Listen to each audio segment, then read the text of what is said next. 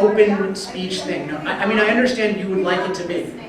I'm the speaker. Like you can have like all the CO2 like in the atmosphere, even if the planet is getting cold. What?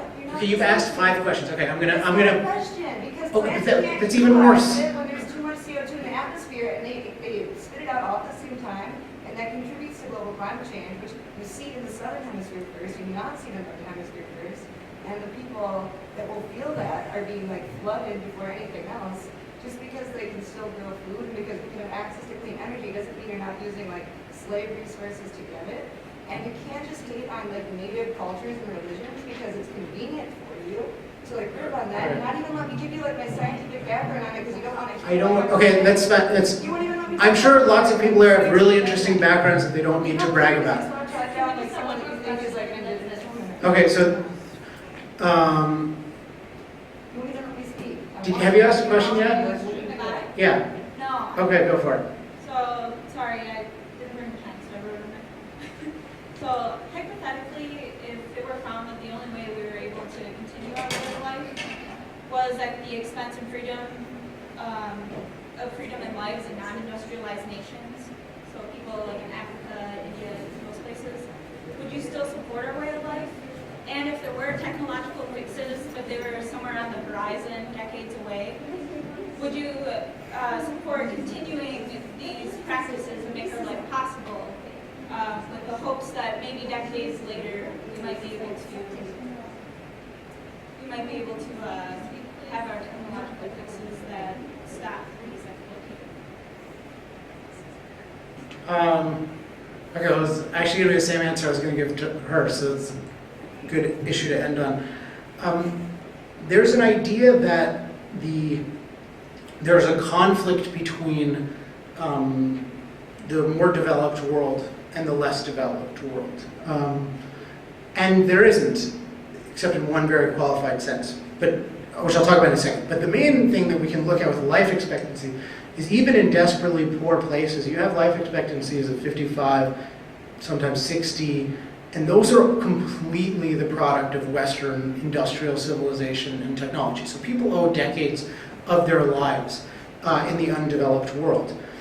In general, now the main problem though is that the undeveloped world is undeveloped, and I regard as one of the biggest outrages of our age the whole framework in which we look at poor people in the world, and I would include Bill Gates and everyone on down. The whole UN is completely corrupt, because the one thing we know for sure about wealth and poverty is that wealth comes from economic freedom, from property rights, from capitalism.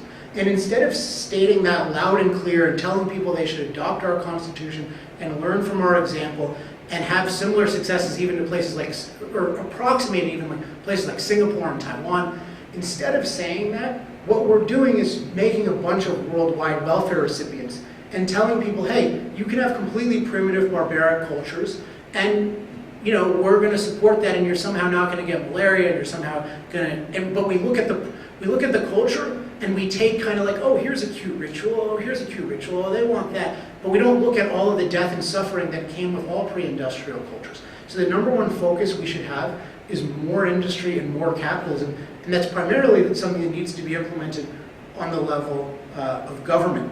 Now, if that doesn't happen, let's say hypothetically that there was some modest change to the climate that was net negative to that part of the world, to the whole world, but that the West could deal with it very easily and they couldn't, I would feel absolutely no guilt about that, because that is 100% the fault of the people who are either not, who should know better, who are either not encouraging it or not practicing it. I mean, the state of Africa is just a complete atrocity. The amount of rights violation that goes on around the world is so disgusting to me. And the fact that we don't call it what it is and say that these governments need to be changed and that freedom is objectively better than dictatorship, that we won't say that. Any suffering they incur from the climate is, I'd say, secondary, and it's on the heads of all the people who won't tell them to reform their governments. That's kind of a very negative note to end on. So let me just say that on the positive side, if we do get development, industry, capitalism, I mean, being for industrial progress is... I've heard, I'm sorry, but I have to leave now. That was extremely racist.